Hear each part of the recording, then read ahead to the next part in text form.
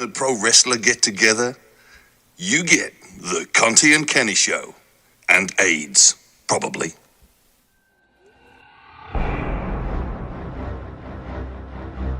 Tell me a story.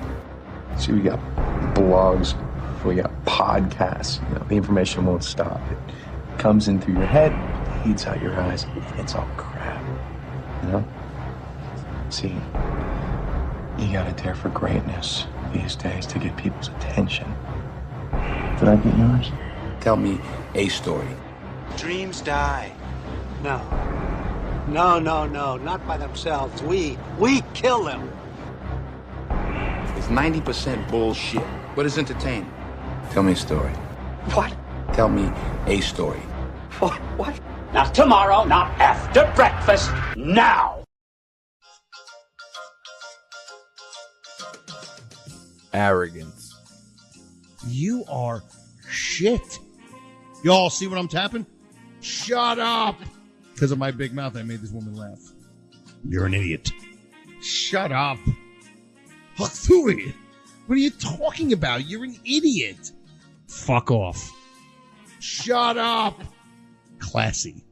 Yeah, that's right. I'm fucking funny. I'm fucking entertaining. Fuck you. Alcoholism. Kenny is a functioning alcoholic. See, I have an alcohol issue, and Issue? yeah, it's an issue. It's an issue. I'm not a problem. It's just an issue. I'm my own kind of reckless disaster. I'm fucking German. I might be Jewish too, but I was a fucking Jedi. Kenny likes to drink. I was drunk. Let's all go skinny dipping.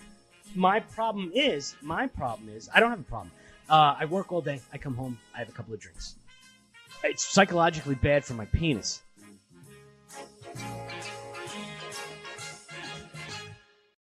Arrogance and alcoholism. The Conte and Kenny Show.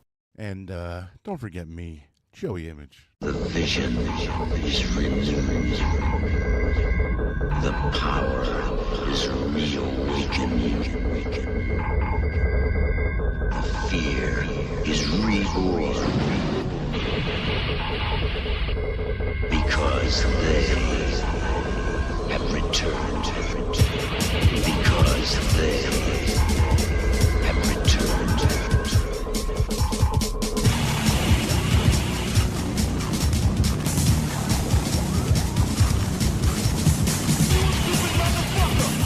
All right, everybody, welcome. Welcome, all you crackers and crackettes. Welcome to Arrogance and Alcoholism and a side of Spandex, also known as the Conte and Kenny Show. We are here live every Monday night at 7 p.m. on the 100 Proof Podcasting YouTube channel. You can listen to the show wherever you get your podcast.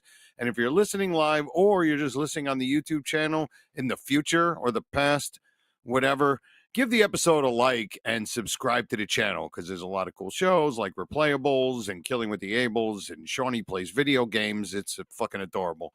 And please join us in the chat if you are listening live and be part of the show. What's happening, fellas? I can tell you right now, I am glad January can go shit in its hat. I'm done with that fucking month. I'll tell you that right now. I was real quick with getting the info about the shows. Me and super producer Sean and the Ables were in conversations. We're in appointment talks and emails, and so we're trying to get the green light. Business things, and then I'm gonna be doing a side. I'm gonna be doing side. I'm gonna continue to be doing the show, but I'm going to do something a little. It's going to be off times. It's not going to have a regular time. And we spoke about it where Sean he'll just hit a button, it'll pop me on, and it's just going to be me, doing color commentary on the news with the newspaper, taking a bubble bath, with no water.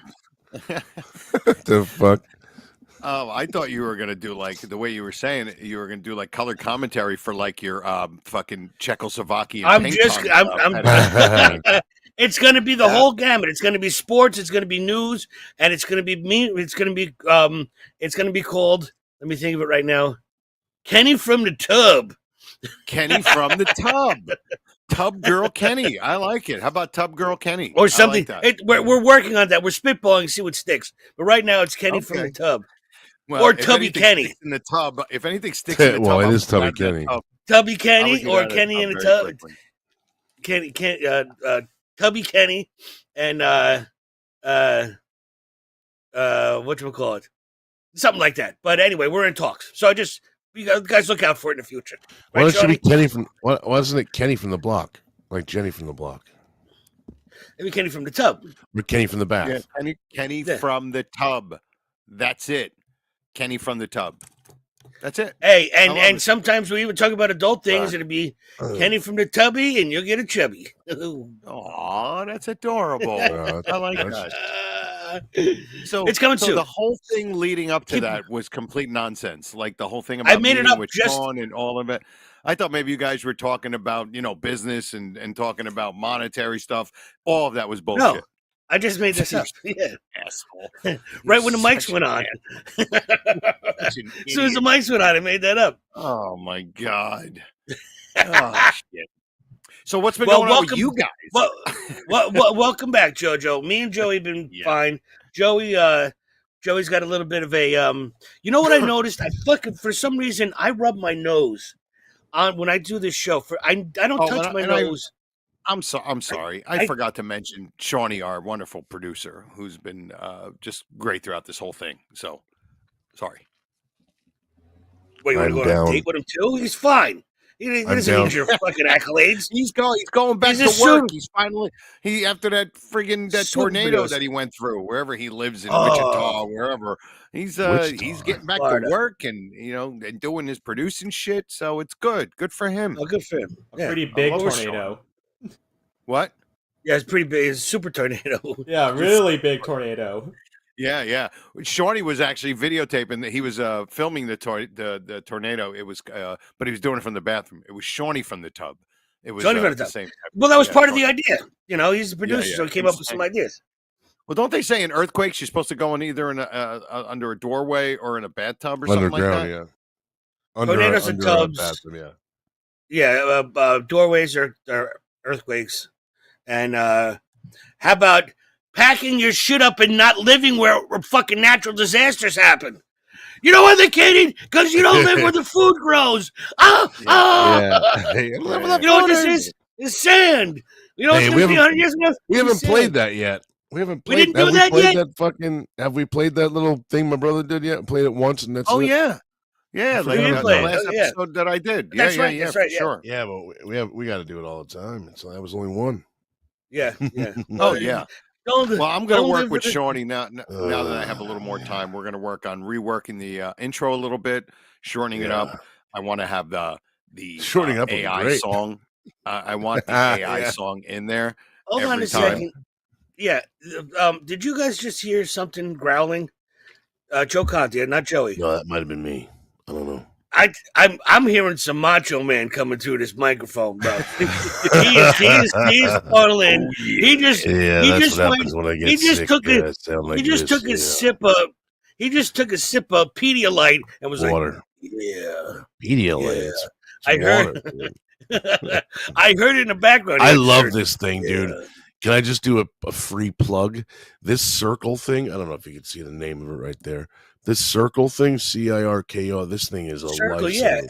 CRK. Yeah, this thing is awesome. I've heard of it. It's just water, but then you buy these like flavor pod deals, and then there's something like 400 flavors. So you buy whatever and you pop it on, and it's got like the flavor intensity goes from 0, which is just straight water, up to 10, depending how strong you want the flavor. And it's other than that, it's just regular water.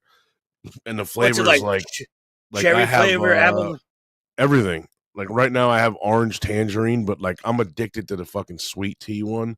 There's fruit punch. Do they have sweet tea and lemonade? There's regular iced tea. They have coffee ones. They have ones with caffeine. Stuffed cabbage. Stuffed cabbage flavor, or look at the website. Thanksgiving dinner, the gobbler. I don't know. 400 flavors. I think flavors. I think it's at over 400 flavors. Yeah, it's a lot of fruit. There's like 12 different fucking flavors.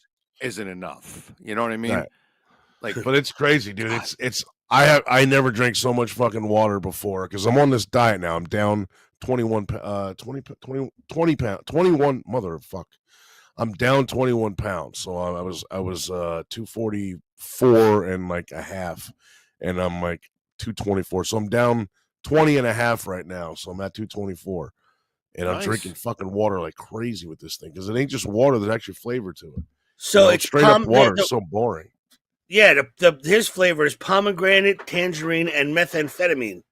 They also have a blueberry. They also have a blueberry fentanyl smoothie mix that if is they delicious. had one of those, I'd be down a lot more than 20 pounds. I'd weigh 20 pounds right now. You'd be down 6 feet under. That's what you would be. For Yeah. sure. They also have a spiced apple and cocaine parole. They call it.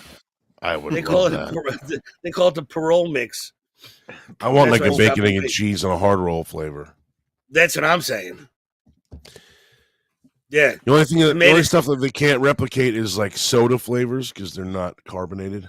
So it would be like fucking flat soda. Oh, yeah, flat soda. Yeah. But they have like coffee flavor and stuff. No, it's just water. It's just straight up water. So you just fill it with water, and then the flavor comes through the little pod deal, little cartridges.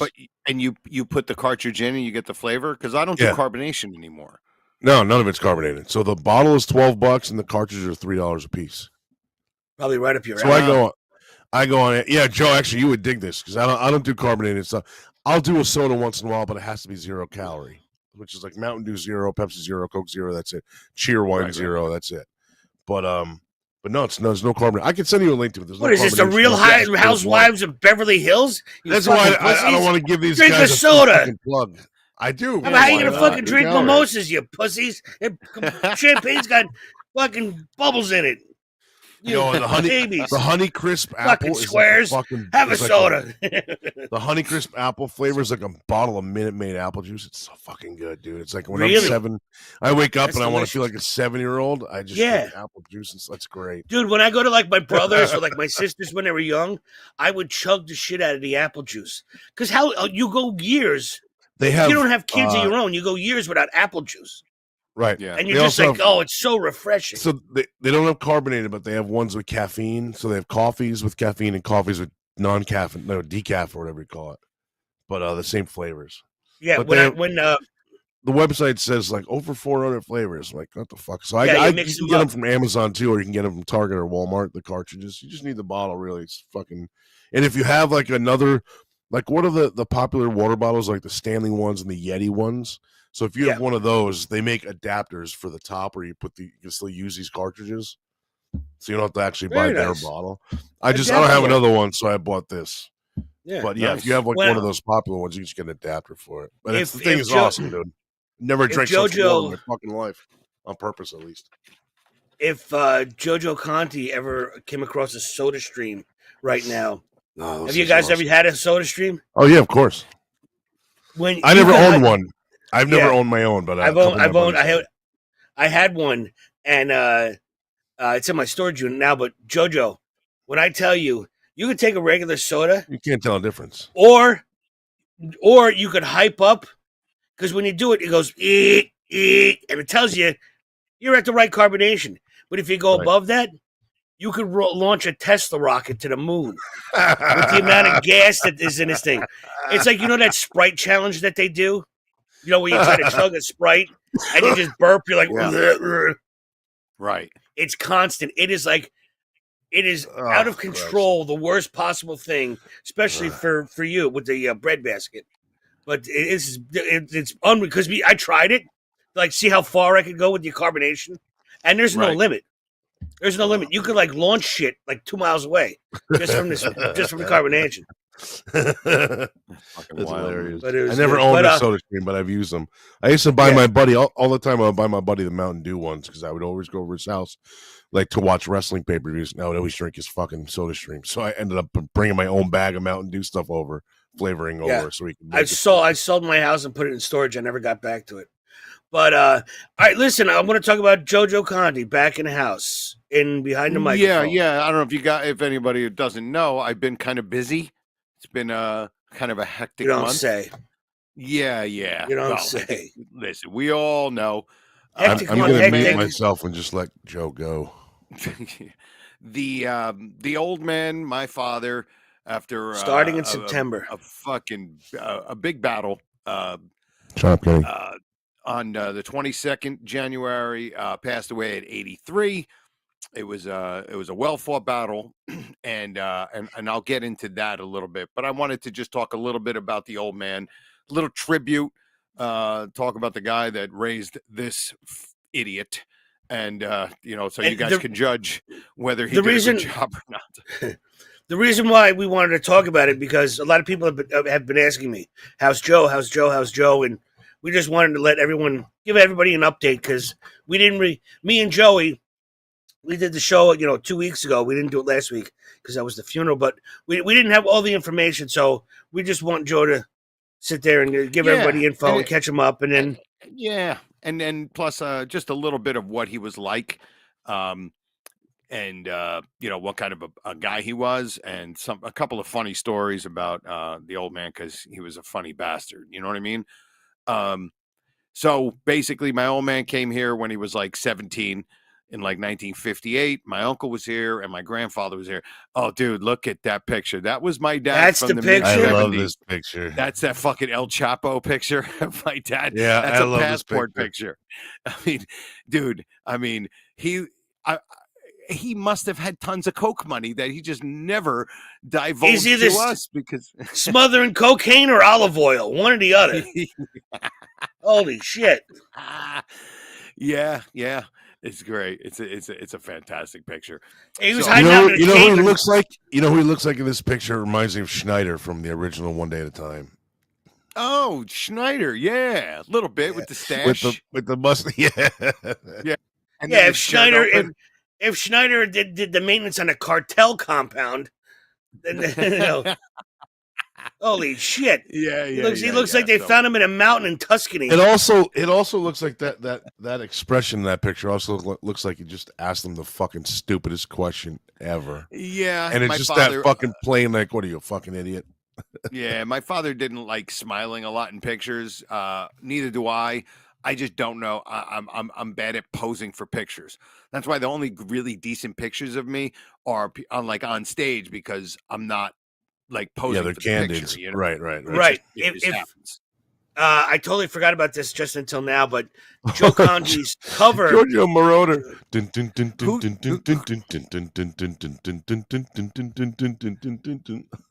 That's that disco song, right? Yeah, whatever, it's right? Giorgio Moroder's like most famous song. It was, I think it's called The Chase, right? I think you're right, but I didn't know who it was. Giorgio Moroder. I don't know who that is. That was a one-hit wonder. That was a one-hit wonder guy. Yeah. Oh yeah. Big wrestling, late 70s. Big wrestling tie-in. Big wrestling tie-in to that song. That's why I know it.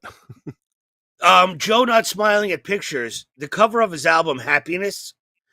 Now it's him with like a cowboy hat on. Yeah, I'm like, and 6 he's years got old. like a knife. He's got like a knife or something to a rabbit's, like a stuffed animal's neck. You know what I mean? It's just that's whatever the hell he's holding. It looks like that's what he's doing. It's a little his bunny. sister It's posts like one a little blow up bunny. Yeah. Little bunny. His sister posts a picture I've never seen before of the family standing there. Conte has the same fucking look on his face. Like the same, no smile, not knowing what to do, and it would have taken a picture taken. I'm Same telling shit. you, me as a kid, I was a sullen little kid, man. And I didn't have a bad childhood. I just hated myself. And it kind of, it turned into as an adult, and, I still kind of hate myself. But, yeah. And your father saw that's why he busted your balls for 97 years. Yeah. So like, he was a Mason. Like this.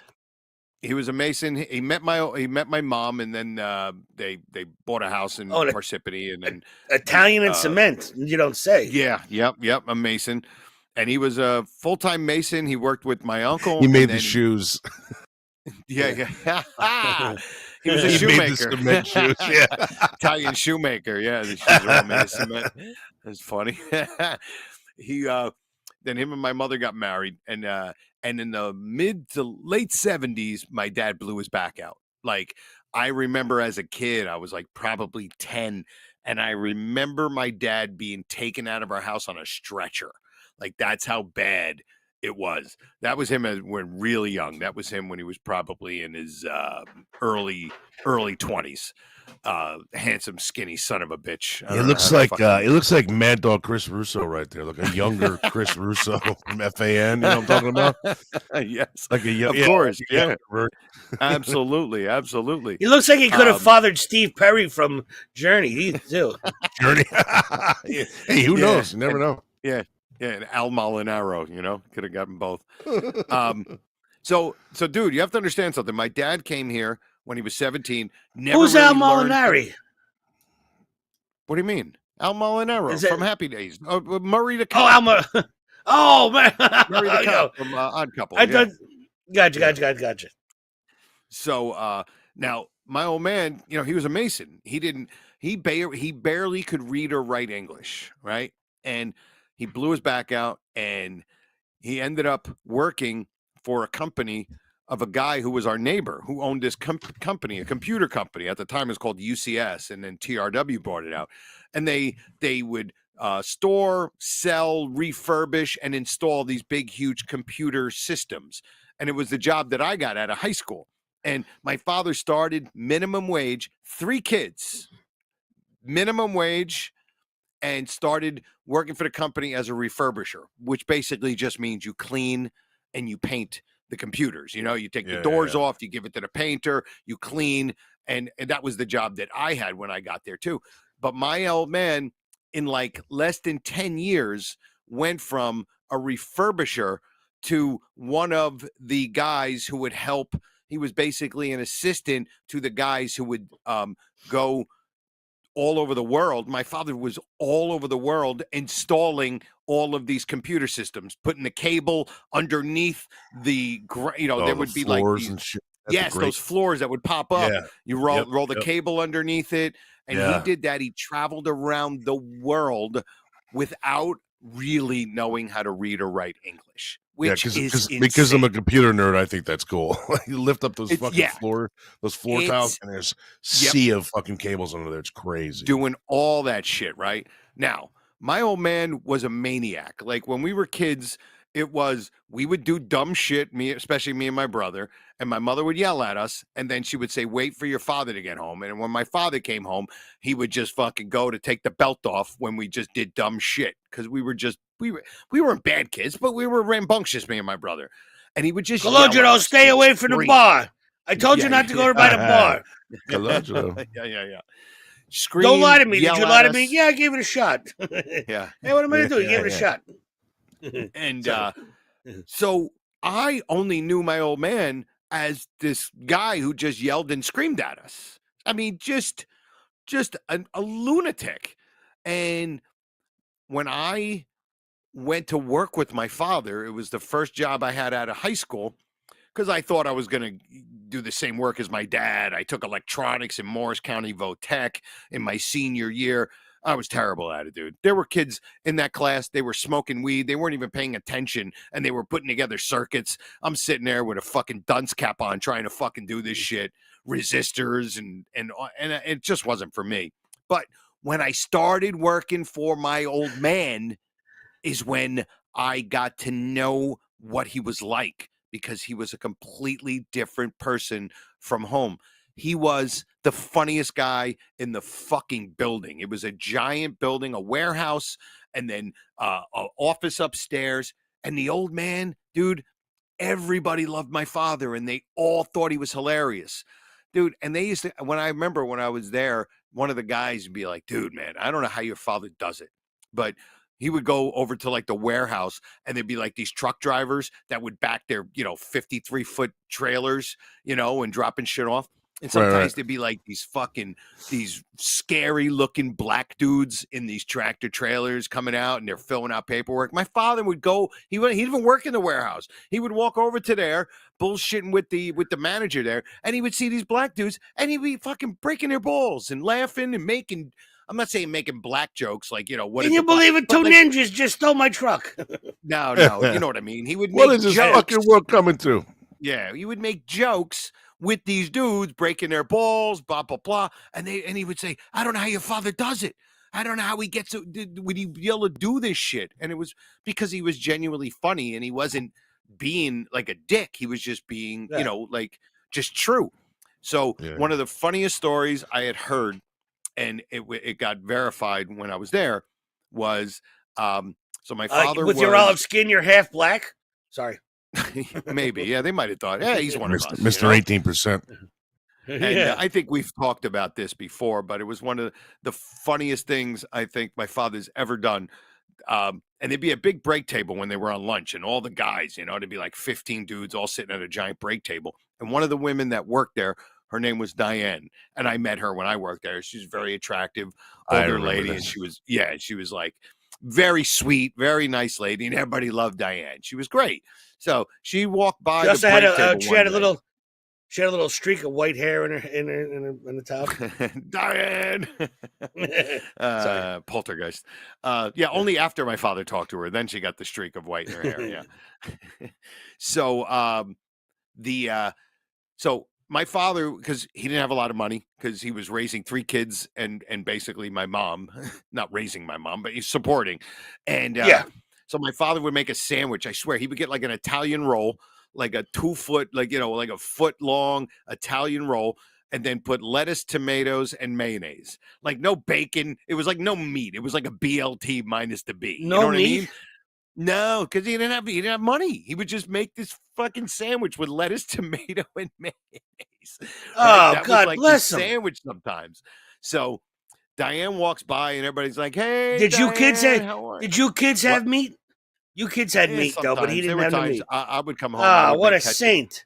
Ketchup sandwiches and mayonnaise sandwiches. My brother would make mayonnaise sandwiches. We didn't have a lot of money, but we always I was the same way. were able to eat, and we always, the electricity was on, and whatever we needed, we always had. Yeah. So he this is the fucking greatest story ever. So as Diane walks by, everybody's like, "Hey, Diane," and my father grabs the sandwich and he holds it up like this, and he goes, "Hey, Diane, you want him a piece?" And she goes, "No, thanks, Dominic." He goes, "Maybe someday you asking me the same question."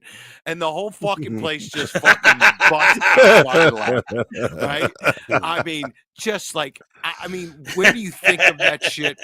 Fucking killer. So the best part about that, he should have been the stand-up comic. That's years of training right there. Yeah. Well, so what happened was that moment became a catchphrase in that whole building. It was maybe someday. Anybody be like, maybe someday. And he would do it just like the way my father would say it. And what it ended up translating to, and it even did it when I was older and I would hang out with my dad, maybe someday was basically, look at that chick, or holy shit, really cute. Really? Girl. Yeah. Yes. So I'd be like with my dad, and we'd be, I don't know, in a store, and a pretty girl walked by, and my father would nudge me, maybe someday, and I'd be like, that was him as Larry from Three's Company with the mustache selling, and that's my mom. That was probably one of the 4 days that they were happy in their fucking relationship. Maybe someday. That's a picture of him. Yeah, maybe someday. That's what happened. He saw my mother, right? Lino there was a looker, man. Yeah, that's a Ginzo couple fibers. If you had 1,700 pictures and go pick out the Italians, I'd be like, look that one. Jesus Christmas. Yes. Actually, in that picture, he looks like Keith Hernandez. Yes, it's like if Ernie Hernandez and Keith Hernandez had kids. Had a son. That was my father. Yeah, he fucking that chicken, right? That's what he was. Right? Yeah, keep fucking that chicken.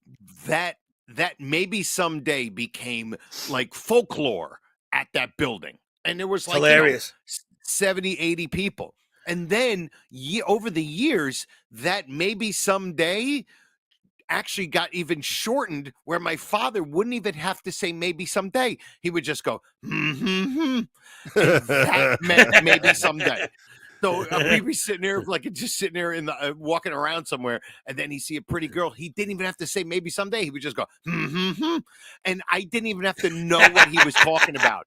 I knew he meant what he was saying someday. You know what he was saying. It was, you just knew, and I knew there must have been a pretty girl around or something. That's great, dude. That's great. And here's another funny calls a story. catchphrase. I guess like a catchphase. They would just all be like, maybe someday. And it's a great one. It is. It actually is. Yeah. And there was this. I always heard this story, right? That my father used to tell me. There was a guy that he used to work with named Tony. I think it was Abendablo, like a real Ginzo name, you know. Like I think might have been Habendablo, but it was Abendablo. And my father used to always tell me. He would tell me the story that he would always break this guy's balls because this guy, now he was a younger guy, and everybody would have your little radios in front of your work spot. And he would always say that the guy, Tony, he must have been listening. He must have been into like classic rock or, hard rock. And he would always grab like a broom, right? He would grab a broom and strum the broom, right? Yeah, like and then guitar, sometimes he would, and my father used to tell me that this guy, Tony, was always grabbing at his crotch. Like he must have been like, maybe his pants were too tight and like pulling on his, on his groin area, right? Not because he's pulling on his dick. He's just pulling on the pants a little bit, He's doing the dude thing. Yeah, the dude thing. Yeah, he was whatever. Adjusting.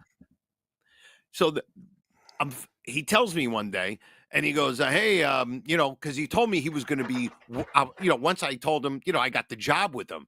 He goes, oh, it's too bad that Tony Habla Goblet isn't there. I'm like, who the dude? He used to call this guy Tony Habla Goblet, right? Instead of Tony Habendablo. He would tell me that when Tony would be sitting there, my father would go over to him, stand on a chair, grab a broom, start playing the guitar and grabbing at his crotch, making fun of this guy, Tony Habendablo, like breaking his balls, right? Yeah. So I remember I'm working there one day, and all of a sudden some guy comes in that I never saw before, and you could tell he used to work there because he walks in, everybody knows him, like, hey, what's going on, right? And I see this dude, and he's like 6'5", 270 pounds. Big fucking guy. And I'm like, holy shit, who's this guy? And as I'm walking over there, my father comes running up with a broomstick in his hand, jumps on a chair, starts playing. He goes, Tony Habla Gobla, and he's grabbing at his crotch. And I'm like, oh my God, this guy looks like a linebacker. He looks like he plays like for the fucking Bears. And I'm like, this is who you've been busting balls? And dude, swear to God, I watched it, and at that moment, I thought my father's going to be murdered right in front of me. Like my father's going to be ripped apart by this giant dude. And all of a sudden, everybody starts laughing, and I'm sitting there horrified, like, oh my God. And I'm waiting for this guy to go running after my father. And I swear to God, this guy goes like this. He goes, oh, Dominic, you're always making fun of me. You got to cut it out. Oh, Dominic. No, really? Which way did he go, George? Father. Yeah, He was which like, way- Bobby he was like the Bobby big gorilla. Bacala. Yeah, yes. I Yeah, couldn't just like believe it. The guy that my dad's been breaking balls with is a 6'5", 280-pound monster. And that's the guy that my father grabs a broom and starts strumming a guitar, break it, and calling him. And he doesn't even call him by his real name, Tony Habla Gobla. Like, you know what I mean? It was... Reminds me of Baraka Bamboo. Yeah, Maracama Bamboo, exactly. It was just an amazing thing to see. And he was funny. He always had jokes, corny jokes. I remember one of his jokes he used to always say is, I remember when I know he heard it somewhere. I remember when I come into this country, they're making me take a test. And one of the questions was, when did George Washington die? And I said, I didn't even know he was a sick. I'm like, really? Is this what we're doing here? Is this what we're fucking doing here? Are you fucking kidding me? That's some fucking Ellis Island humor right there, bro. Keep that one alive. That's a good one. Comedy night at the Mayflower. Holy shit. Ellis Island humor.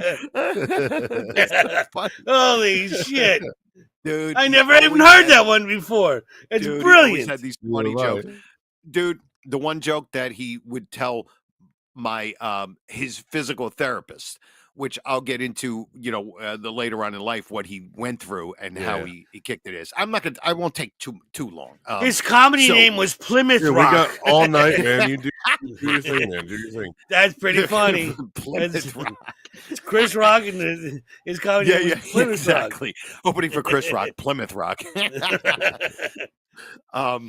So I didn't know he was sick. He always told this dog. He always told this joke, and the joke was, so there was a little turtle, and he was trying to climb up, but there's a big stairs. So the turtle was slowly climbing up the stairs, and each stair it would take 6 months just to get up the stairs. After 25 years, he gets almost all the way to the top of the step, and he slip and he fall all the way down to the bottom. And then the turtle said, "I'm always in a goddamn rush." And I'm like, holy shit, man. It's just a stupid turtle joke. I don't even get it. In other words, it took him 25 years to get to the top, and he fell. And he said he fell because he was always in a rush. For a turtle, that's a rush. He could have made the last step if he would have paid attention. If he would have just not been in a rush. Wow, I'm for 25 years. That's his fucking Joey. Wow, man. Shit. A turtle joke. A turtle joke over his head. This fucking guy. Yeah. Always in a rush. Okay. So he so now and then I told this story, I think a couple of months ago. I told this he told the joke when we were going to get he was going to get like an MRI or something like that. He had to go, and it was very quick. It was so quick. Like we were in and out of the building in like 12 minutes. It was beautiful. He wheeled him in, put him on the thing, took the picture, and we were out. And I remember leaving the parking lot. I'm with the old man. I'm like, man, Dad, we were in and out of there like quick. And he goes, speaking in and out, there was a guy, he was we were working with, and he liked the one girl that was working in the hotel right by us. And he went over to the girl, and he asked her if he want to go up the stairs, So they were going up the stairs, and he came down like 5 minutes later, and we asked him, "Are you in?" He goes, "In. I'm already on my way out." And we were like, "What the fuck, man?" Like, I mean, like this is the shit that he would fucking do, right? And then he ended up. And your entire childhood, you had no idea, really. No idea. You knew he was kind of a cut up. Might have been a cut up family parties, but you didn't know he was that much of a until later on. He was the real stand-up of the family. Yeah, he really. It comes from somewhere. Dude, I remember he came home from a business trip, and when he came home, my brother and my brother both had long hair, and my brother was like 12 or 13. He already had like long hair, and my brother got a fucking earring, right? Got an earring. While Dad was away. While my father was away. And so we were sitting on the front steps, and my father was like, "Hey, what you guys doing? Nothing. How you blah, blah, blah." And he walks right past us. And I'm like, Dan, either he didn't see it or he's okay with it. Like 30 seconds later, the door gets kicked open. The fucking front door, not the door itself, but like the outer door, like the screen, not the screen door. Yeah. Storm door. It gets kicked open. My brother fucking just jumps off the steps, and my father starts chasing him down the fucking street, calling him all these fucking names, and he's trying to throw his shoes at him, and my fucking brother is just running down the street, and I'm just watching my father whip his shoe at him. It was fucking hilarious, dude. It took him like 30 seconds to process it, and then he just fucking lost his fucking mind. Went ape shit, fucking like Vesuvius. Yeah. Yeah. Exploded. And then him and my mom got a divorce when I was like 15. And he ended up dating this woman for a bunch of years, and she had 3 kids, and she was going through a divorce. It was like the fucking Brady Bunch, It really was. They had 2 boys and a girl.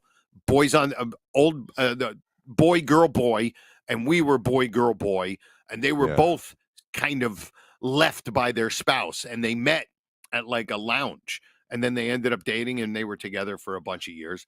Then he dated this other woman for a short period of time, and Kenny remembers this probably. And this is when I was living with my dad. I was living in the basement of my dad's house, and Kenny remembers this. My dad and my mother, for a very short period of time, tried to date again. I think because they were like, you know what, we're older, we're a little bit more mature, we're different. Let's give it a shot. And I remember I came home and I saw my mother's car was there. And let me tell you something, man. As a 35-year-old man or whatever it was at the time, it's great. I love this one. To pull up in my driveway and see a woman's car for my dad, and it's my mother. Okay, do you know how fucking it's weird because now it's like they have been together for years, so it's not like I know them as a kid. It's not like I see them as a kid. I see them now as an adult who haven't been together forever. Now, Joe, in a nanosecond, your mind could be like, just in a nanosecond, you could run through the whole range of emotions going, why is my mother, who died first? Who died? Well, no, is my brother in trouble? Am I in trouble? Are my parents getting back together in a split second? And then you walk in and see them. Now, I knew that they were gonna. I knew they were gonna try to get together. I think so. But when I saw the car there for the first time, I'm like, oh my god! So I go into my basement part, and then I hear my mother upstairs in my dad's house go, "Come on upstairs, Joseph." I'm like, oh man, right? So I go walking upstairs, and I don't see them. No living room, no nothing. And I'm like, oh no, where are they? And my mother from their bedroom, from his bedroom, go, come on in, Joseph. I'm like, what the fuck is going on? She goes, come on in. I'm doing surgery on your father. I'm like, what the fuck? I walk in, and my mother is cutting my dad's toenails. I'm like, you know what? I think I would have rather seen her blowing my father. I think I would have rather seen them doing some sort of sexual act. He's sitting on the bed with his feet up, and she's got like the clippers, and she's clipping. I'm like, I'm doing my surgery over here. She called it surgery. She goes, I'm doing surgery on your father. And I'm like, what the fuck, man? It was horrifying. Do you know, he told me that 20 years ago, however long it was, 15 years. Yeah. And to this day, I every time something like that, I go, I got to do my surgery over here. I gotta do my surgery. I gotta cut my toenails. I gotta do my surgery. My brother doesn't even know I'm like my brother in the pool. I'll be sitting next to him like eating burgers, and I'm like, you gotta do my surgery over here. You gotta do my surgery, bro, on his toenails. I say it all the time. I love it. I love it. Right. So, like 15 years ago, he started dating this one woman, Vonda, who he's been with since then, and then they got married, and listen, they had a good relationship. They loved each other.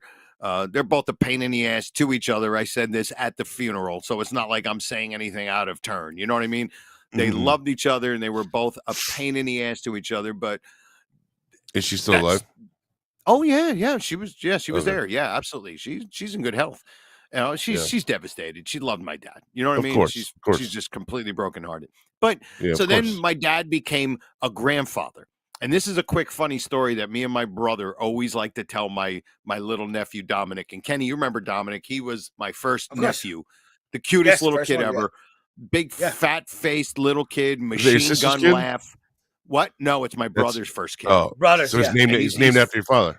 He's my dad's namesake, yes. Yeah, that's awesome. That's actually a cool picture. That's me and my dad when I was young, and that's me and my dad like last year or summertime.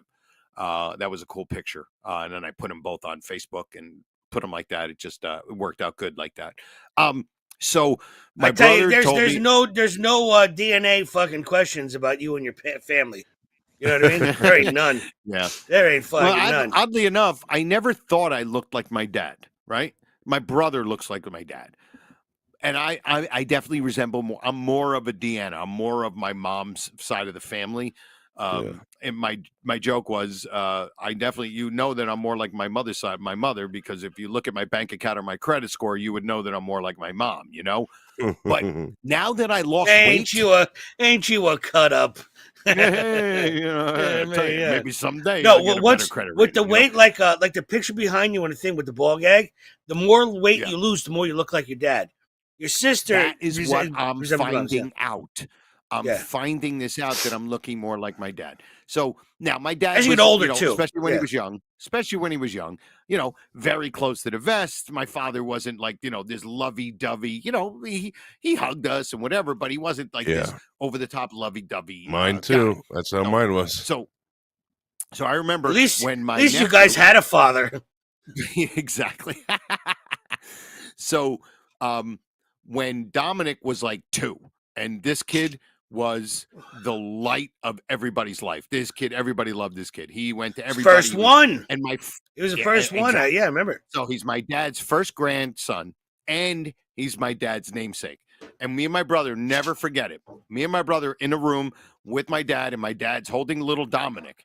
And all of a sudden, my father goes to little Dominic and goes, "Oh, Dominic, I love you so much." And me and my brother both at the same time, we both turned to each other like, I never heard. and we both went like this, like, what was that? I was like, he looked at me like, did he ever say that to you? I go, never fucking said that to me. We both did it exactly at the same time. We Right. both, Yeah, the alarm went off. Like, what was that? Yeah. Record Who is skips. this You're like, guy? who was it? Yeah. is this Where's my guy? father? And what'd you do with my father? Where is Where's he? my father? Yeah. Who is this guy and what'd you do with my dad? You're an imposter. Yeah.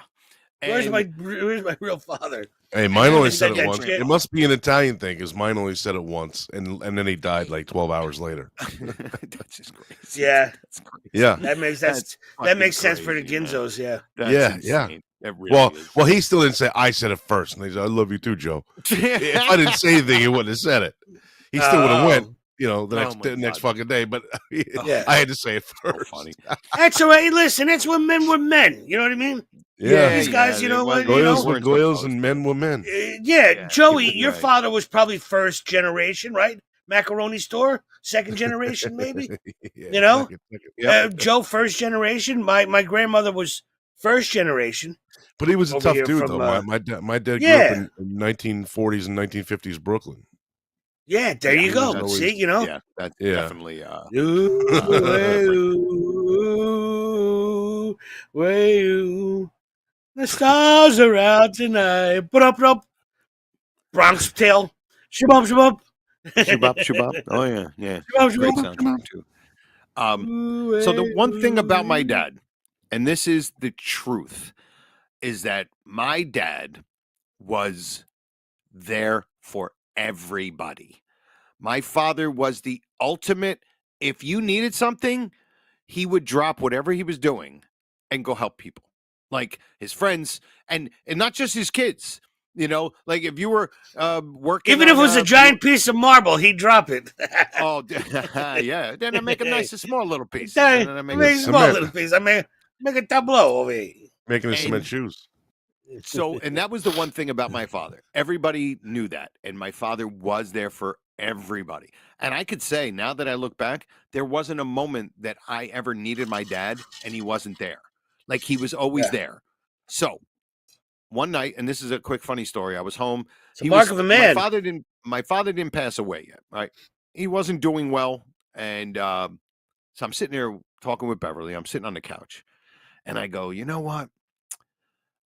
Because I was talking about how, sometimes I know that I got my dad's sense of humor, and I know I'm a lot like my dad. And I was talking about how he's there for everybody. And I'm like, and I was being serious. I was having a serious conversation with my wife. I said, I wish I was a little bit more like my dad in that regard. And Kenny, I think you would appreciate it because you know Beverly even more than Joey. Beverly got up and because she had to go down the hallway to go like change laundry or something, because that's the kind of ship I run. Obviously, I'm kidding. But she gets up and she goes, "Oh, you're not there for people?" I'm like, "Yeah, I don't know." And she walks down. She gets up. She starts walking down the hallway. As she's walking down the hallway, she starts naming names. She starts going, Bill, Richie, this and that, factions, groups of people. But she's in the bedroom Now she's saying these things in the bedroom, right? So I can hear her.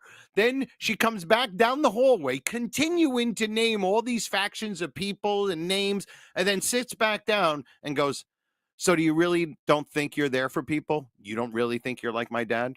And it was a funny moment, but it was a moment that I was like, you know what? I think I am more like my dad than I think. Because I'm not a handy guy. If somebody needs help to fix a fucking dishwasher, I'm not the guy. All right. But if you Maytag. Yeah, I mean, but you know what, dude? You know how many people I've helped move? I've helped my brother move 3 times. Just my brother. I've helped.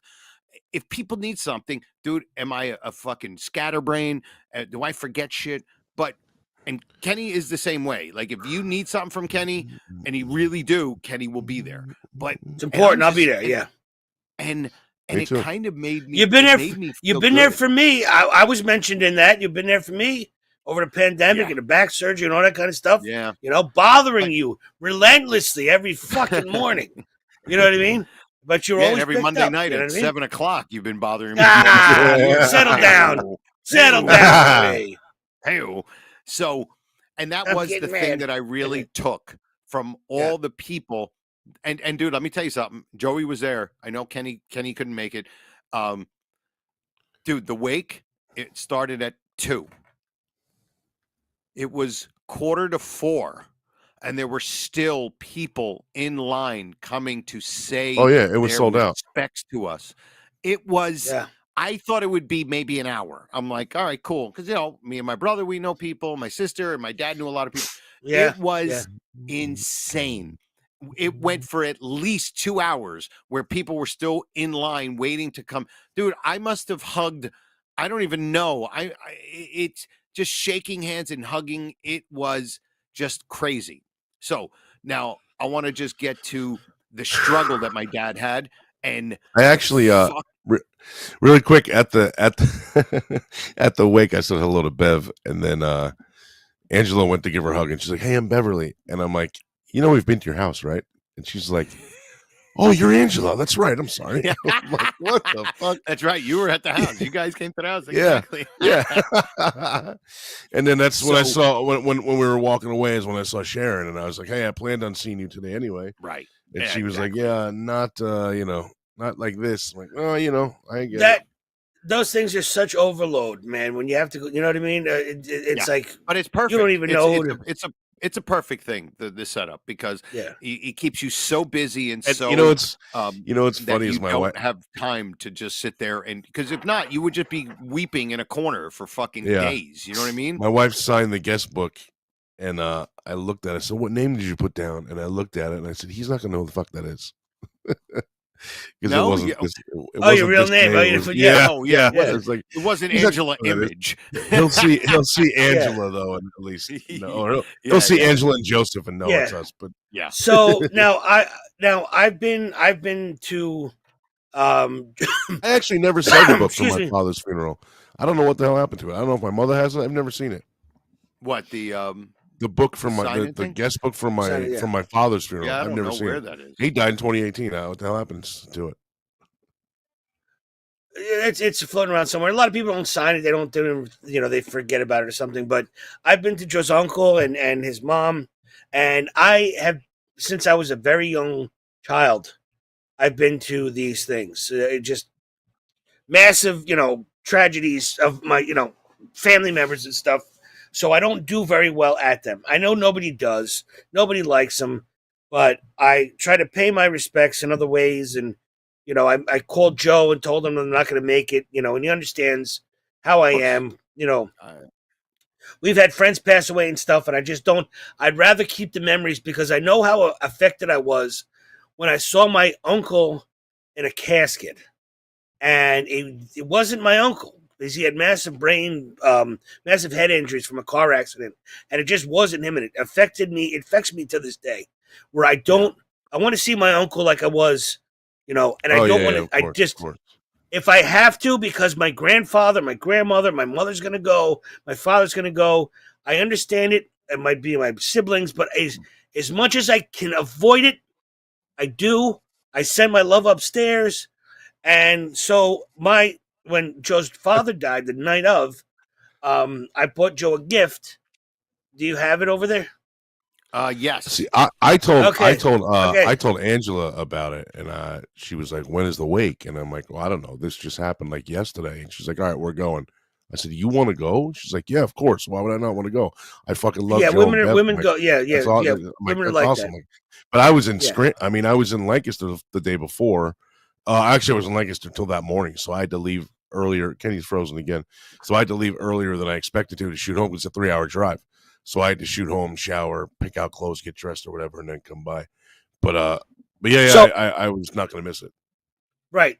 So I called Joe, and that night I was scrolling around some stuff, and I was like, let me just show how much I love him and his family. Because we're going on 30 years. June 1st, 2002 was when I first started doing stand up, and I met Joe just a few months after that. And so I've known his sister and his mother and his father for a minute, brother, gone to Jets games and stuff like that. It's family, you know what I mean? And that's why, even though he hates my guts, he's got I have time engraved, so he can't. Yeah, you've been grandfathered into the. I've been grandfathered in, people. Yeah. so he has to do it. So I went on the website and I bought him a gift, and I said, "All right, it'll be there in a couple of days. It'll maybe raise his spirits up a little bit, Right. And then I realized after I send it, and I made a thing, and real quick we'll say it. We'll get back to your Keep father. that up. Keep that comment up, Sean, because I want to get to that. Actually, it should be Sean. Sean should be the one answering that. He runs the Discord. It's fine.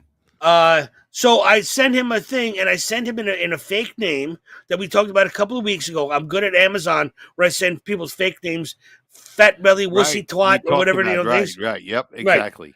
Right. So I send Joe something, waffle twat, piss bag waffle twat. It was piss bag waffle twat.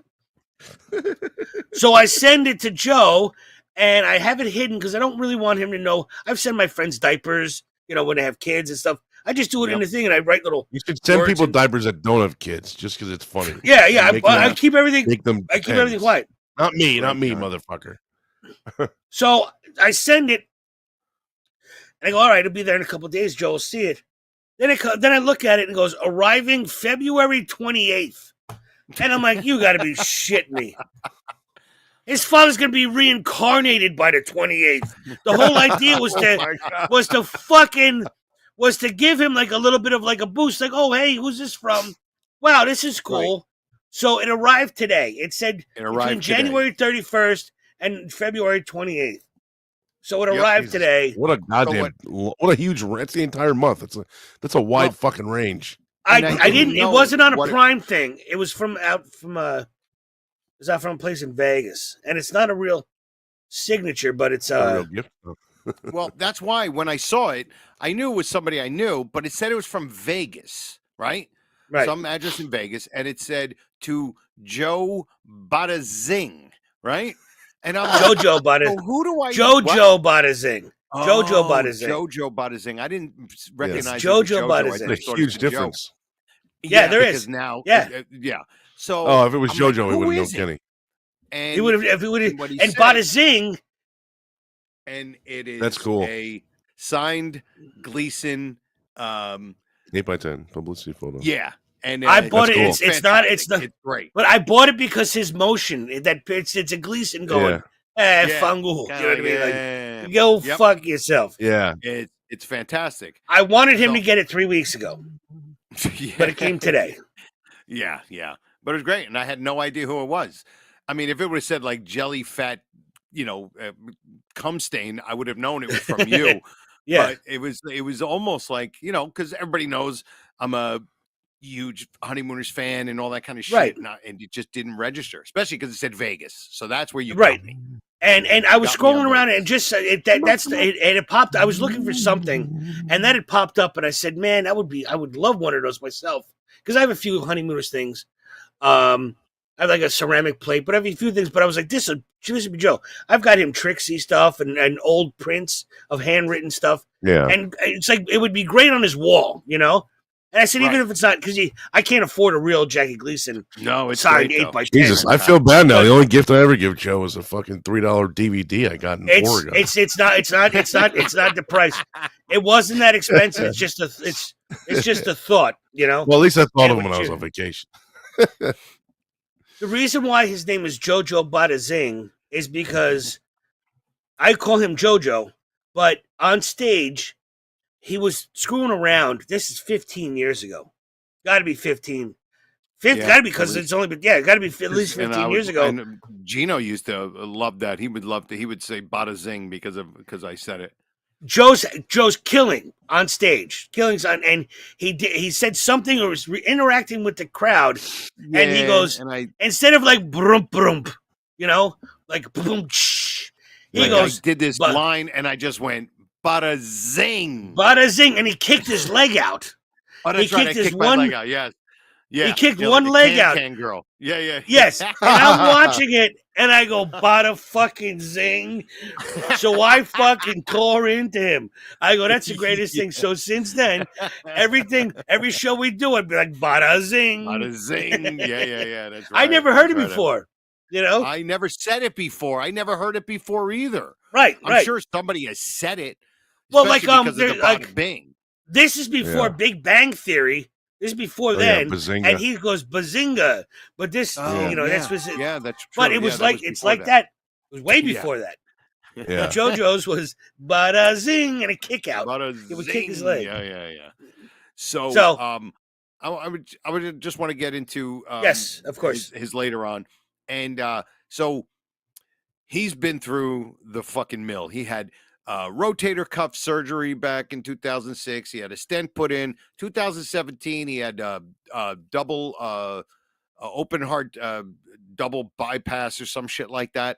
That was him chilling out in his chair, about to beat me in Italian cards. And so in 2017, he had Italian cards. No one wins. He looks like somebody in that picture. I have the guy's face in my head, but I can't fucking remember the name. In Italian cards, even if you win, he almost looks like a really thin machete in that picture. Oh yeah, a little bit, yeah. Italian cards, even if you still win, you will still owe the other guy money. Yeah. No matter what. Oh my God! So, when we next week, remind me to tell you about my mother's fucking poker story with the mob guy and his wife.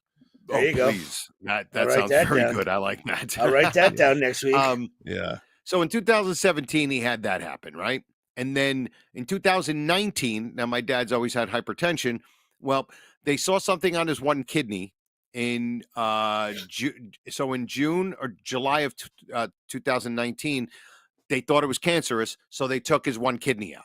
So 2017, double open heart bypass, whatever the fuck you want to call it. And then 2019, they had a kidney taken out because they saw some sort of lesion on there and they wanted to get it. They thought it was going to be cancer, so they wanted to get rid of it. So he got a kidney taken out. And then in December of that same year, he got diagnosed with renal cancer from the kidney. But what happened was they found some spots on his lung. So it started to spread to his lung. And he also had prostate cancer, but the prostate cancer, he was taking a shot. Oh, just throw that in for, yeah. Let me have a side of Closol and some prostate cancer. I forgot. Yeah. Dinner, so basically, he had 3 cancers, you know? You get 2 cancer sides with the entree? Yeah. 3 for the price of 2. Yeah. So my father started his treatment right and before the pandemic. And unlimited breadsticks. You get salad. You get 2 sides of cancer and unlimited breadsticks. You get unlimited, unlimited needles for the. We're like family. Shot. Fucking Olive Garden cancerous motherfucker. So he was about to start the treatment. It was like March 6th. It was right before the pandemic, and he was supposed to go to this one doctor, but then my brother last minute knew an oncologist in Morristown Memorial, and he wanted to go to him because he was like really good. So good docs, my brother told me, he said, now this is March of 2020. And my brother told me, he goes, hey, Dr. So-and-so, what do you think my dad's got? You know what I mean? Like, what do you think? And my brother goes, "You think he's got 2 or 3 years?" And the doctor, if you're watching, this is what he did. He went like this, like, no. Like, it's absurd. There's no way he's going to last 2 or 3 years, right? That was March of 2020. So he's doing his cancer treatments. He's Almost doing his 5 thing. years. He's still working because he's a crossing guard.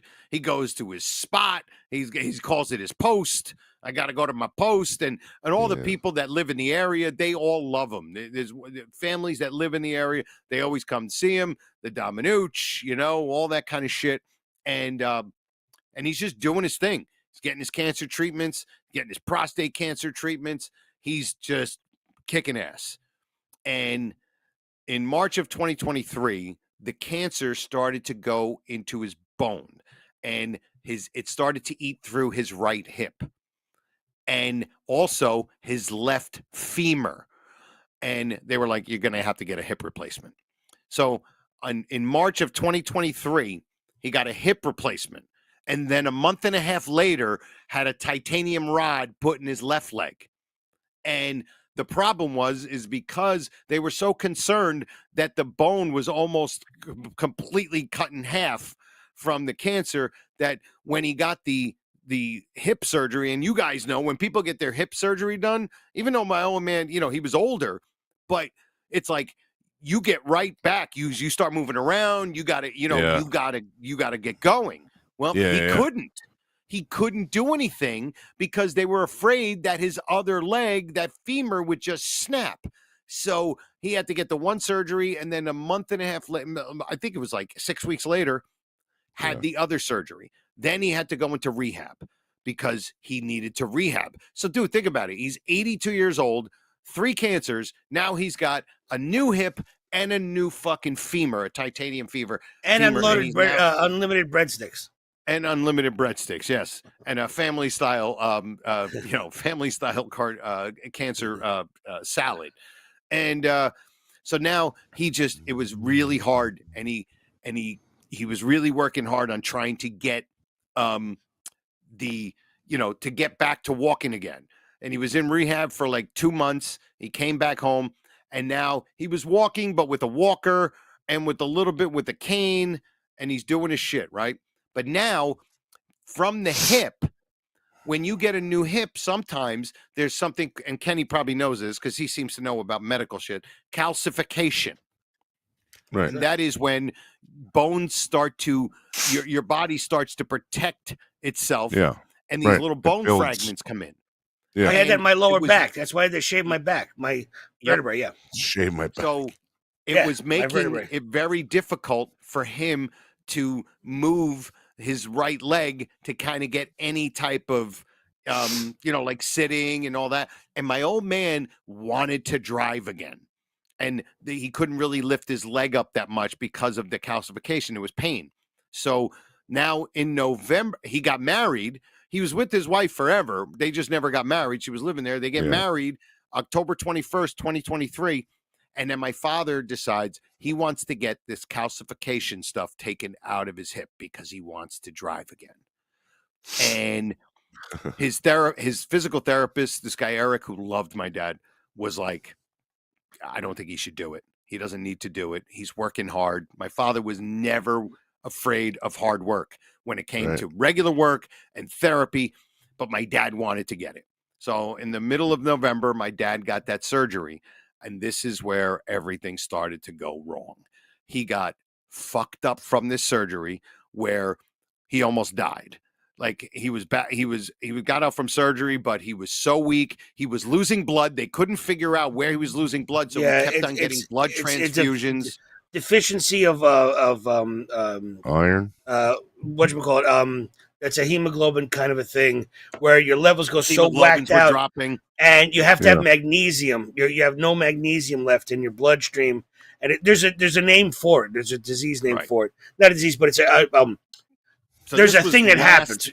Yeah, this was and when you drop so low, your blood doesn't have, almost like if you don't have any salt in your blood. So it's like one of those things where, and I was on the phone with Joe a lot of the times, and my mother had made a good point that the night that he almost passed away, was the night when they had the intern doctors making their residency, and it was a shift change.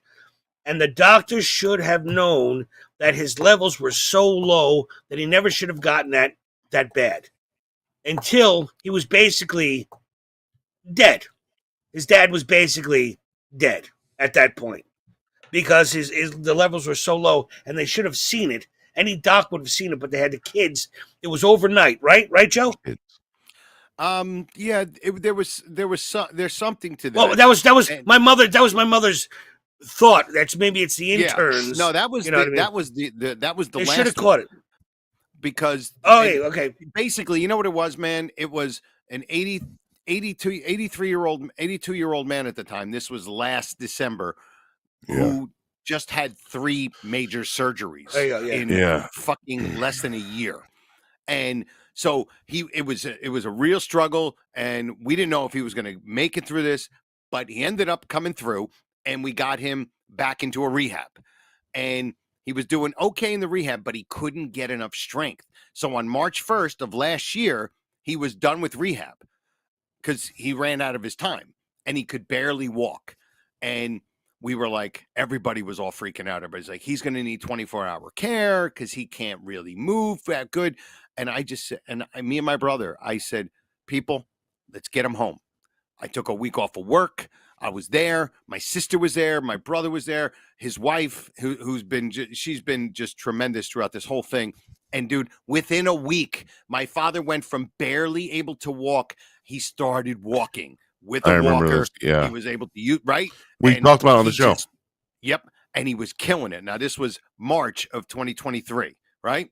And he just started getting better and better and better. Now we get to September.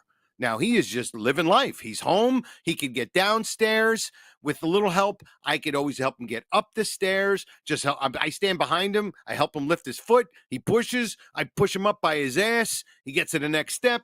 We get him up. And when he's in his house, he doesn't need to go anywhere because everything is on the one floor. Right. So he's doing his thing, dude. And September 4th, I stopped by there one morning.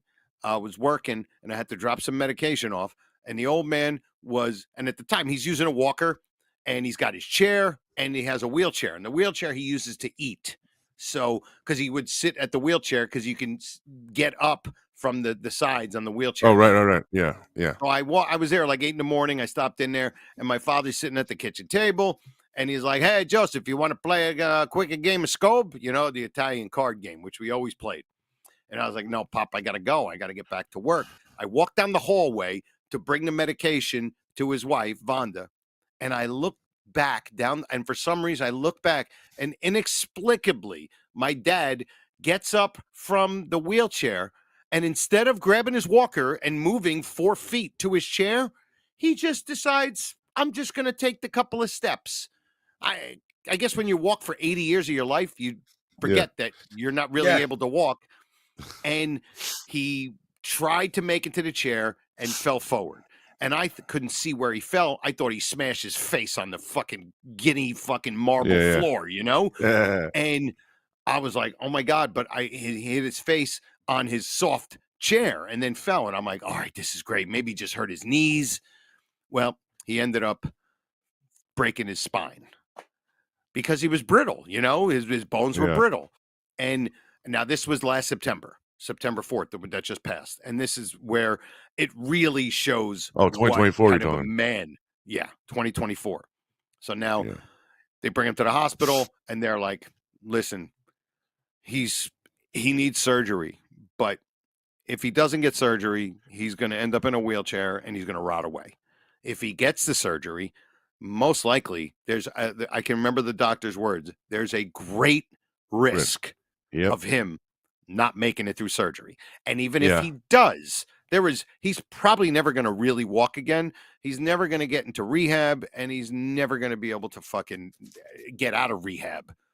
And we were like, well, my father, what do you want to do? You know, we told him, he said, Dad, it's a risk, but if you don't, you're going to be in a wheelchair. I want the surgery. And by the way, funny part, the last 4 surgeries that my dad got within the last 2 years, he does the same goddamn joke.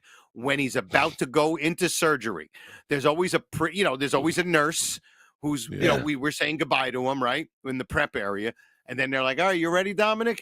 And then, he's laying on the gurney and they're walking out and he does the same joke. And every time he just goes, hey, whoever her name is, hey, just remember when you're doing the surgery, and he points down to his genitals, no peeking. I'm like, really, asshole? I thought you were going to say that he looked over at you and said, maybe someday.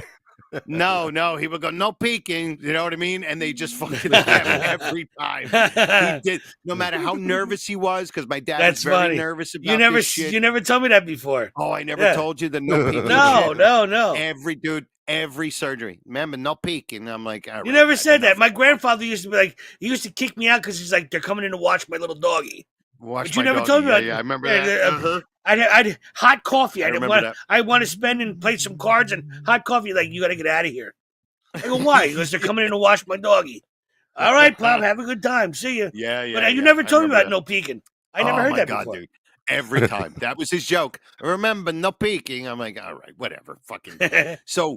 So here we go. And I'll try to get to this last thing just to give you an idea. He makes it through surgery, right? And by the way, I was waiting. I was there. The surgery I think the surgery was at like 1:00.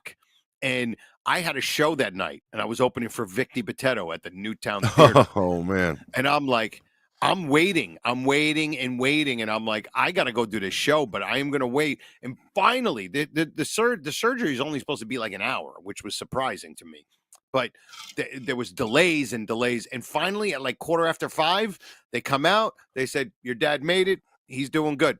And I was like, see you guys later. Boom. I just left. I'm like, I will see my dad tomorrow. And, he'll be woozy. He won't even know if you're there yet. No. Yeah. So now here's the thing. That was a Thursday. He fell on a Wednesday, had the surgery on Thursday. That Tuesday is when my brother calls me and says that the person in ICU, because what happened is that Monday night, we get a phone call at like 4 a.m. from the hospital. That's never good. Ever. Right. They're not calling us to say, hey, your dad ate all this fucking applesauce. You know what I mean? It's something bad. And they said something happened with my dad's heart, where his heart, like, I don't know what it was called, but something really very rare, wacky happened to my dad's heart. And so they were like, we have to, do you want us to give DNR if there's a problem? And because whatever. Just do not resuscitate. Yeah, do not resuscitate. So we found out that it was a really rare thing, and that's what Kenny was talking about. So they were giving him magnesium. Okay, so now he's in ICU recovering from this surgery. He's an 83-year-old man who just had fucking spinal surgery. Joey, you know about this, and Kenny, you know about this. Yeah. And then he had this heart thing fucking go kablooey. So now he's got this heart thing monitoring his heart all times, this special machine. It looked like a boombox from like the 80s. It was actually kind of cool looking. And he's on magnesium. This is what Kenny was talking about. This was the thing that was supposed to help hopefully get the heart back. So Tuesday, my brother calls me and says, hey, bro, listen, the ICU doctor just called me. And dude basically said, your dad's not going to get any better. This is really, really bad. You might as well just almost kind of saying, make your preparations. Yeah. You better get your shit together. That's what I told my mother, yeah. Yeah, devastated, right? Well, this guy went from that and then finally got into the hospital. But now, think about it. He's got a broken back that was just fixed. Now, his left leg is completely dead from the surgery. There's no movement in his left leg at all, right? Done. His blood pressure is very low, and he can't speak. He couldn't speak for like 2 weeks. There was something that was going on, and on top of all of that, he couldn't swallow. That whole thing with the people that when they get older, they have issues swallowing, right? Yeah. So, because then what happens is if you try to eat, that the latch doesn't open up right, and then when it goes down the wrong pipe, food goes down into your lungs, and then it gives you pneumonia. Well, so now my father's on a feeding tube, right? He's on a feeding tube. His leg doesn't move. his heart's all fucked up. And they're like, after a couple weeks, he started to talk again, but now he's got a feeding tube in his nose. And they're like, we don't think he's going to get any better. We can't bring him to rehab because you can't bring somebody to rehab with a feeding tube. They can't yeah. When you get a feeding tube, I feel like if I got a feeding tube, I'd be like Curly from the Stooges going, they'd feed it in and I go, oi, turkey. Yum. No. Can you taste this was it? in the nose. This was in his nose. This is the feeding tube going into his nose. Yeah. They actually were going to do something called the peg, where if you want to take him home, they told us, they go, listen, his only choice is really home hospice. And the problem is that we couldn't afford, it's like $800 a day for 24-hour care for home hospice. Yeah. But he really wasn't dying yet. He couldn't go to hospice in the hospital because he wasn't dying. So now he's got the tube in his nose. He can't swallow. So they only give him like little bits of ice. They tap his lips because they're afraid of everything. And dude, he starts working. I'm working him every day. We start getting his movements going. He's starting to get a little movements in his legs, right? But he's still not enough. And one day they took the tube out because it was clogged, and my father didn't want the tube anymore. He said, I'm not doing the tube. I don't want to do it anymore. He's getting depressed, right? And think about it, dude. If you're not eating, but you're getting food through in there, you're losing that little bit of dopamine that you had. What were they giving him? What were they giving him? Peas and carrots that weren't filtered? That were who's clogging a feeding tube? I don't know. A piece of prime rib or something? I have no. Who clogs a I'm feeding wondering tube? who's who's who's clogging Who's feeding tube? him? Bobby Flay? Like, knock it off. He needs water. So and then we had to sit down with the doctor and the nurses and the hospice and all that. And they wanted him to go to home hospice. They said he's never going to be able to get into rehab. All of this shit, right? Well, we begged the doctors. We said, listen, give him a chance to go to rehab. He's pulled this bullshit before where he comes out of this shit. Yeah. Right. So they said, yeah, no problem.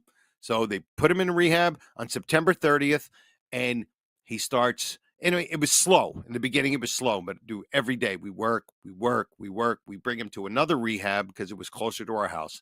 And long story short, by Christmas, he is fucking walking. He's bathroom's walking getting with redone. a walker. Our bathroom was getting redone. My cousin's husband redid the whole bathroom. It is gorgeous, like a spa. And he was ready to come home. We had to wait a couple more days, and the bathroom was ready. And now it was just like he wanted to have like a couple more days just to get a little bit stronger because he had till January 10th. It was within hours. Hours. He had till January 10th before he had to leave. But we were probably like, yeah, you know what? As soon as you're ready to go, you were going to go. And then on January 4th, he started getting a bad cough. And he ended up getting pneumonia. I don't know if it was from aspirating because he did all the swallow fucking exercises. I used to do them with him. And he went from when they took that feeding tube out, he ended up doing it to where he was going from soups and purees to mashed foods. And right before he got pneumonia, he was eating like just like cut up like soft foods. He was killing it. Yeah. And he got pneumonia. Went There's to the hospital. Hold on for a second. Hold on. Just hold that thought right there. There's a Norm Macdonald joke. He told on Letterman. And he goes, my wife, she was in a coma. And, the doctor said... maybe you should wake her up. Hold on. And he said, by God, he said, there's only... one way to wake her up.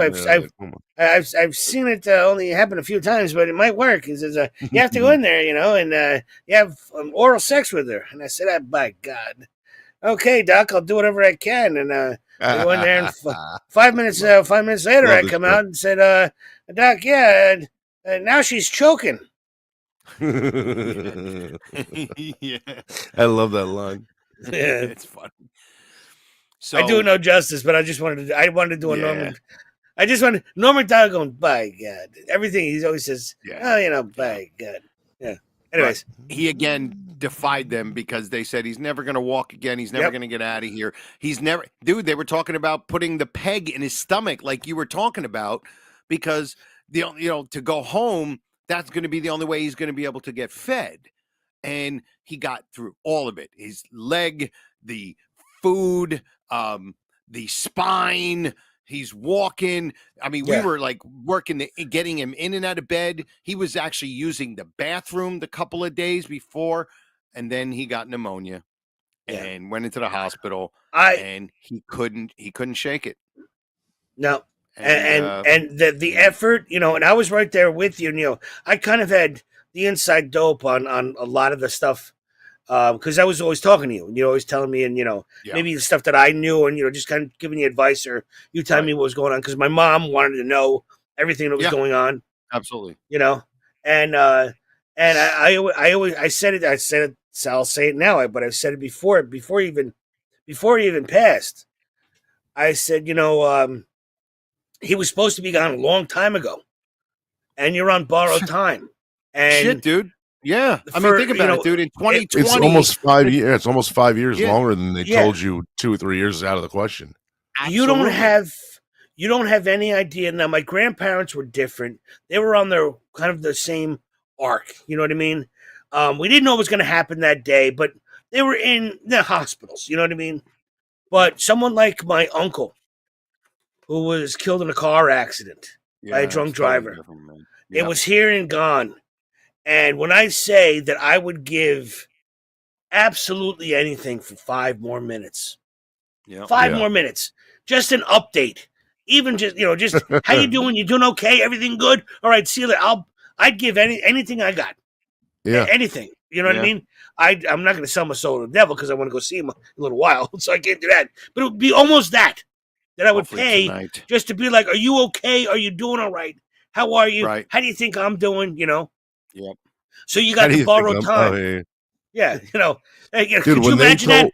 Could you imagine? Hold on a second. Hold on, Joey, hold on a second. Could you imagine if I was like, I'll sell my soul to the devil just to talk to my uncle to ask him how I do him, and he comes down and goes, "What the fuck are you doing? You suck. You're sucking it bad." And I'm like, I just sold my soul to the devil to talk to you, and now you're telling me I'm a scumbag. He goes, "Stop drinking." I'm like, okay, well, you too. Stop yelling at me. I just gave everything to talk to you, and you're ripping me up like my mom does, like your big sister. That's funny. That's fucking hilarious. I was going to say, when my mother asked about my father, how long has he got? The doctor said, because they were bringing him home on Monday. This was whatever day she talked to the doctors, and the doctor said, we bring him home Monday. He's got maybe 3 days. No, he said, he's got maybe 3 days. You could bring him home Monday. That'll be fine. And he fucking died Thursday. 3 days. Wow. I was like, holy shit. How the fuck do you guys? I called the doctor. You know the fucking lottery numbers? What the fuck? It's like, holy shit, and dude. that's the thing. When he went into the hospital for the pneumonia, he was like pumped. Like everything was great. He was good mood. Because every day, dude, like from September 4th until the day he died, I missed like 5 days there. And every day when I went there, I would come in. I either had scratch offs. I did. It was one of 3 things. What are we doing today? Not one of 3, but what order? What are we gonna do? Work? In other words, leg work. We're gonna play Italian cards, and I got scratch offs for him. And he would do this thing if he wanted the scratch offs first. He would go like this with his hand. He would go. He would scratch his hand, going, I wanted somebody to scratch off. And I'd like to see if he wanted a hand job, what he would do. What might have been a different motion. Yeah. What motion did he do? A little bit of different motion. And but then what happened was the pneumonia.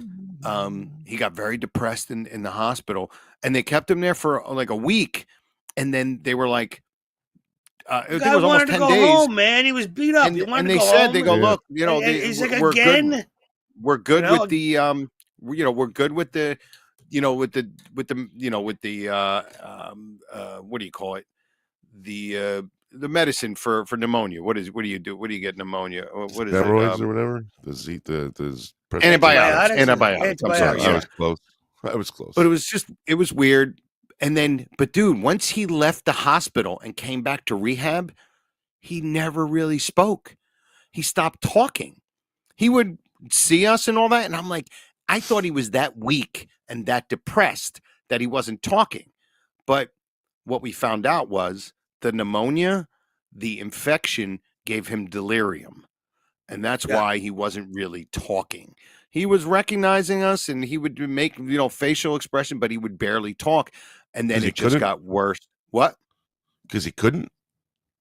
Yeah, because he really couldn't. He was in a dementia stage where there's certain there's a medical word for it, but if you're so pumped with like medications and stuff, and also your body is fighting, it's like if you have a high fever, even if you're a kid or an adult, you have a high fever, sometimes you hallucinate because everything is so, so that's what it is. And it affected he didn't have enough power to speak. So basically, the last 2 weeks of my dad's life, we barely talked. I felt like I know a little bit. What the hell did you say to him beforehand that he's all mad at you now? No, What'd you do? Yeah. Wait, did him and your mother get along before she passed away? Like shortly before? Yes. Yeah, that was all. Okay. Yeah, they were good. So or did he fucking shoot up there and she's like, oh, what the fuck? The fuck now? yeah, I don't know. Oh, I always wonder about that. Doing here? But anyway, and he couldn't do it, so brought him back to rehab, but then he was like unresponsive. So then we brought him back to Morristown Memorial. Mine was like that. And that's when the woman, the Tuesday, he died on a Wednesday. That Tuesday, when I was there in the ICU, is when the nurse said, that's when I found this out about the delirium. And she says, he might have a couple of days to maybe a couple of weeks. And then finally got him out of the ER. And that night or the next morning, Wednesday, they got him into the hospital in a room, and it was hospice. And we got there around 11:45, and he was just staring into space. Yeah, my father too. And I was. He was at the hospital when he passed. Yes.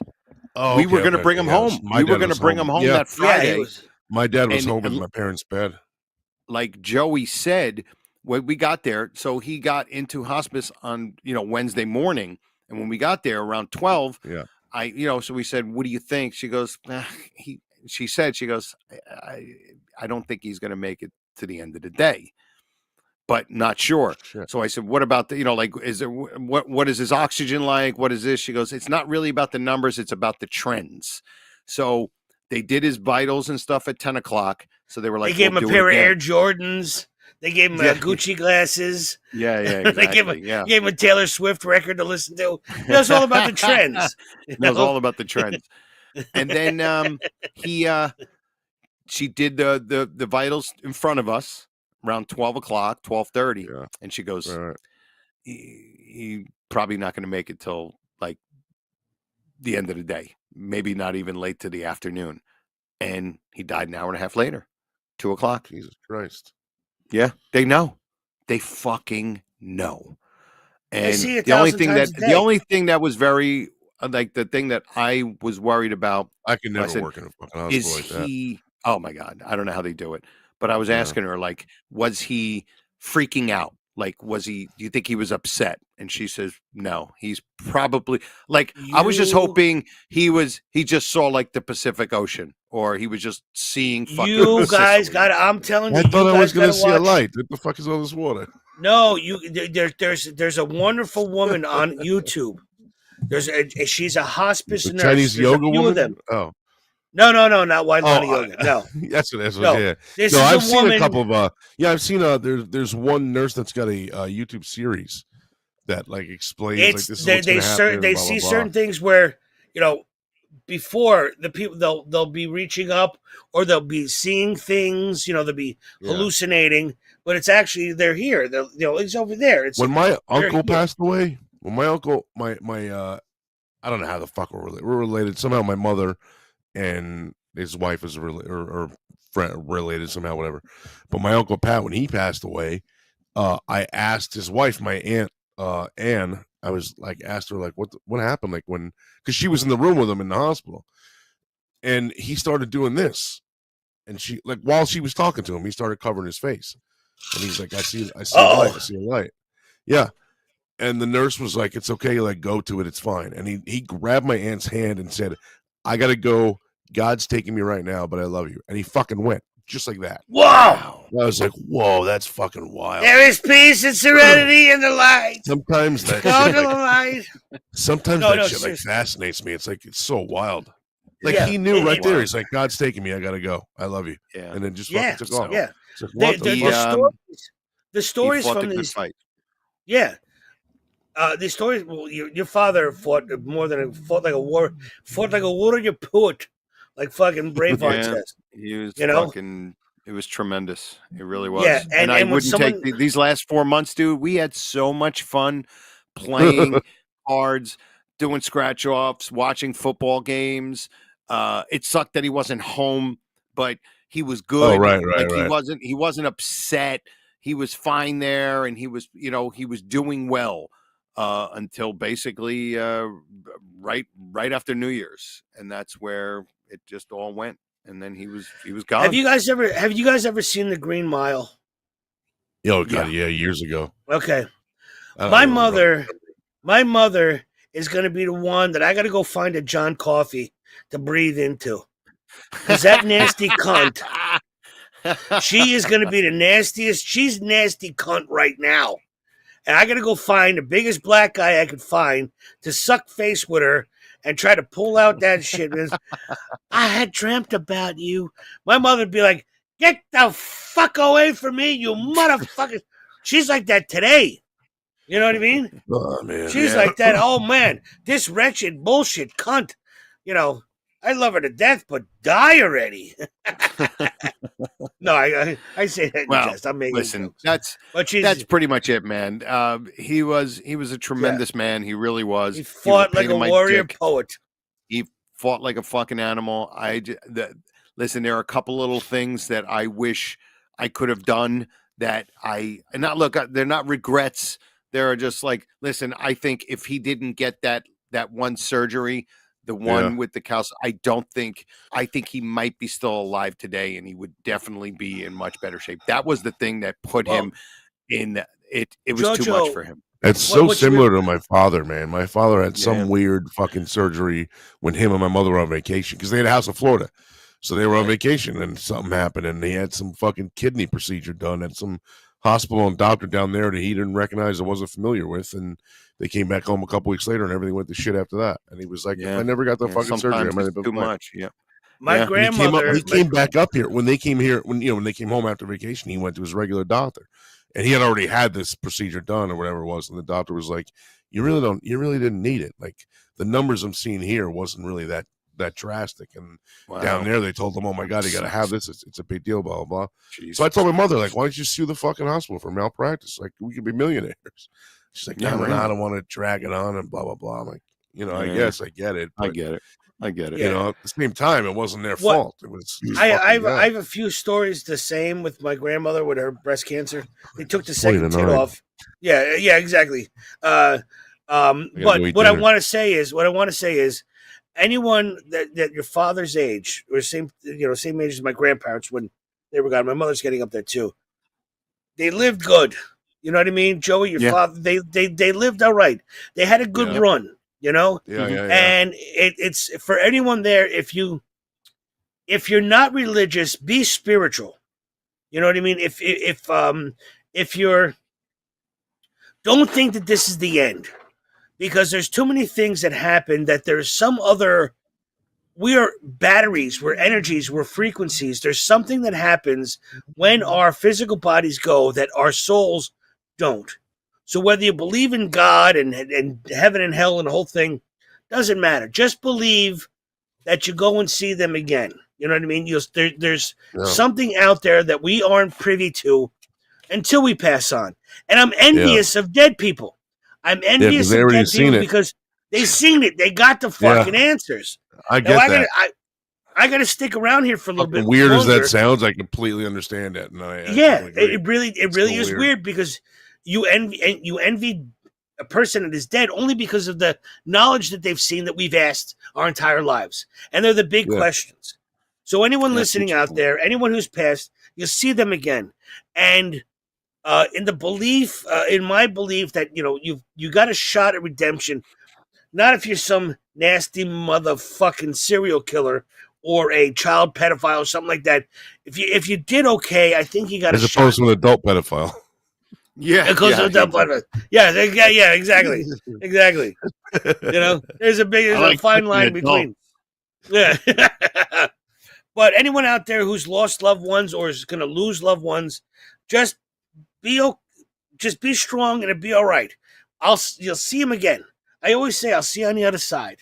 Yeah. I'll see you on the other side. Obviously, it sucks at the time, but I mean, yeah, it does. It does. Joe's dad, Joe's mom, my dad, they ain't fucking suffering no more. He ain't going. You never, no more. You never fully get over it. You never do. I think about my uncle. I agree. Right. Just learn to live with it. Because I am now part of. I'm part of the I'm part of the OC. I am part of the orphan club. I got. Yeah. And listen, I just it went a little long, but at least we got some real good conversation out of it. But the Dominooch, he will be missed by many people, and he was great. He was a great man, and everybody tells me I'm a great son. And there's gonna be a lot of accents on his corner now. There's no crossing guard there anymore. Yeah, exactly. You were a great son, JoJo. You were a great son. And I think I'm only a great son because he was a great father.